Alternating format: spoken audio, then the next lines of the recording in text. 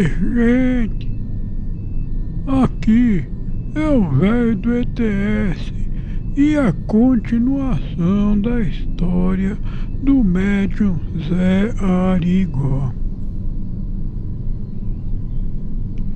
A explicação espírita para o caso do Arigó é de que ele não era Zé Arigó quando estava atendendo, e sim o Dr. Fritz, médico alemão, utilizando seu aparelho físico para executar as obras de cura.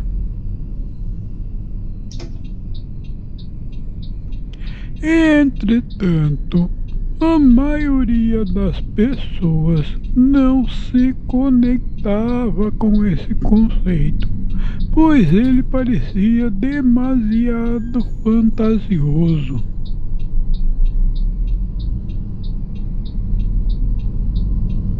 A verdade é que aquele que se permitisse observar o homem em ação não se podia deixar de admirar. Com certeza não podia ser obra do Arigó, pois todos que o conheciam bem sabiam que ele nunca tinha estudado de modo a aprender a executar aqueles procedimentos ou receitar aquelas fórmulas farmacêuticas. E ainda obtendo o sucesso que conseguia na cura dos males das pessoas que tratava. Pelas leis naturais, não havia uma explicação conhecida. Acontece que seus críticos não se importavam em investigar, simplesmente consideravam a história absurda e ouviam sobre o médium. Certa vez, o jornalista Jorge Risini, que, como vimos em episódio anterior, acompanhava o trabalho do médium,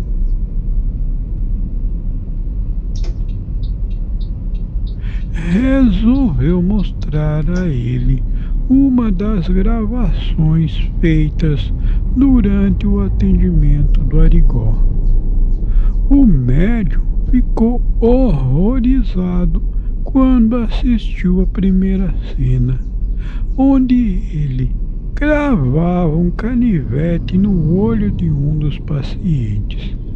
Logo, essa primeira cena, ele desmaiou.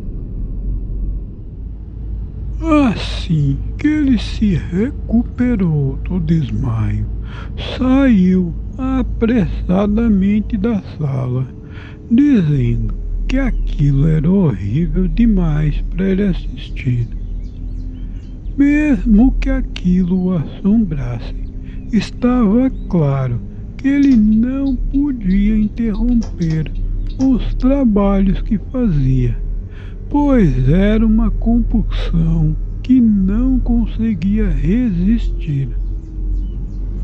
Ele tinha uma tia que era a única da família que era espírita. Era uma mulher rica, dona de uma fazenda, na qual Arigó costumava passar os fins de semana com a família. Dia este em que ele se recusava a fazer qualquer trabalho, se dedicando somente ao seu hobby, que era o cultivo de rosas. Ele ficava irritado quando algum paciente pedia que o atendesse no final de semana e se recusava. Essa tia o incentivava a manter seu trabalho com as curas. A tia o auxiliava financeiramente a distribuir as rosas que cultivava e distribuir entre os hospitais e algumas outras casas de auxílio e de caridade. Essas rosas se constituíram em sua marca registrada.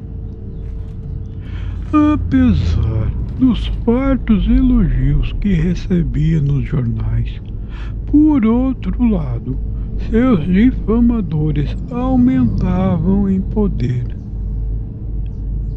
Sob liderança da Igreja Católica, se agrupavam alguns dos seus mais ferozes inimigos.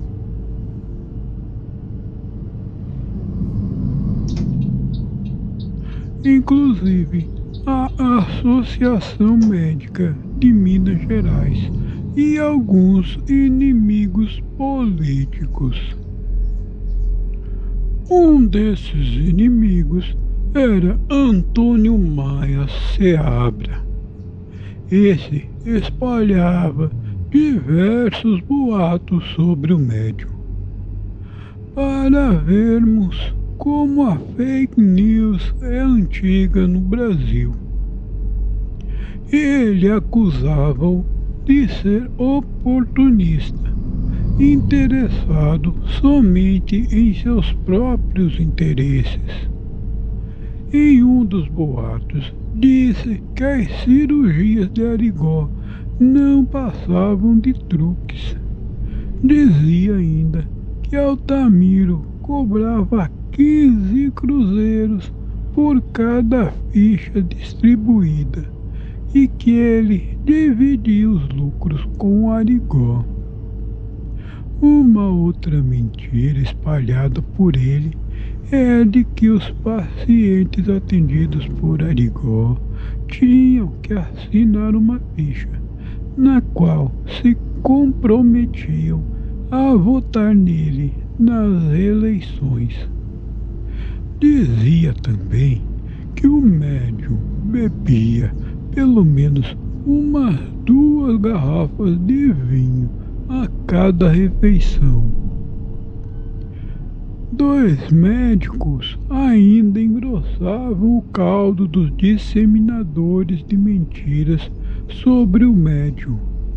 O Dr. Coimbra, que o acusava de prática e de magia negra com a intenção de se tornar famoso, conquistando poder político. Esse médico era amigo íntimo da família de Arigó e não escondia sua opinião de que o médico exercia a medicina ilegalmente. E essa crítica é lógico que era legítima e era impossível qualquer defesa contra ela. Mas o que não se justificavam eram os ataques à vida de Arigó e de Altamiro, que também era alvo da igreja, sobre coisas que não existiam a respeito dos dois. Mesmo alguns dos maiores inimigos reconheciam a dignidade deles como bons trabalhadores, bons pais e bons chefes de família. Apesar dos boatos sobre as infidelidades Mantenha-se à direita conjugais, e depois saia à direita. os ressentimentos políticos se ressaltavam, Saia à principalmente direita. porque muitos eram os visitantes ilustres que percorriam longas distâncias para visitar Arigó e os ignoravam. Algum tempo depois, a filha do presidente JK seria atendida pelo médium para tratar de um problema de pedra nos rins. Ela tinha tentado o tratamento na Europa, Mantenha-se à esquerda. porém E não depois vire à havia esquerda. naquela época capacidade técnica que Vire à permitisse a esquerda. cirurgia.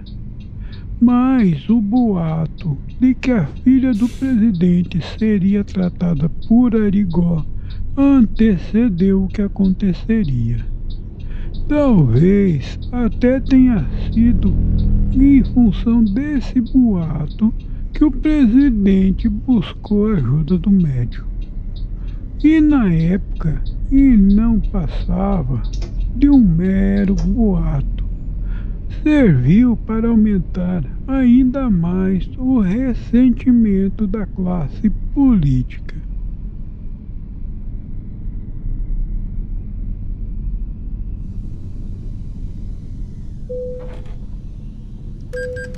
Entre seus inimigos também se ajuntou um grupo de médicos da cidade vizinha, de Conselheiro Lafayette, que, Chegamos ao por seu impulso destino. dos boatos, iniciaram uma investigação informal sobre o médico.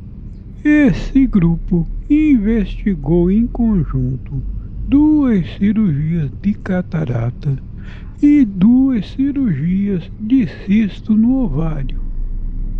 Das cirurgias de cisto, uma foi feita por via abdominal e a outra foi feita por via vaginal. Após a avaliação cuidadosa, o grupo concluiu que as cirurgias foram bem elaboradas, não restando nem a membrana da catarata, nem os cistos nos ovários. Procedimentos feitos com um sangramento mínimo e sem anestesia, sem asepsia e sem suturas.